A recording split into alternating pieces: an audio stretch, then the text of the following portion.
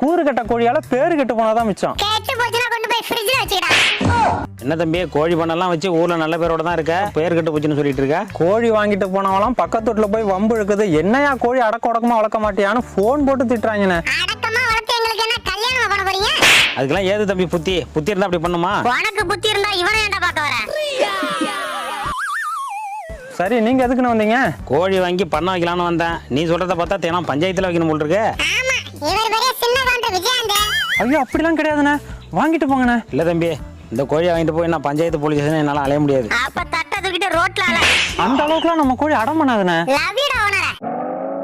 இப்ப பாருங்கடி நான் என்ன பண்றேன்னு.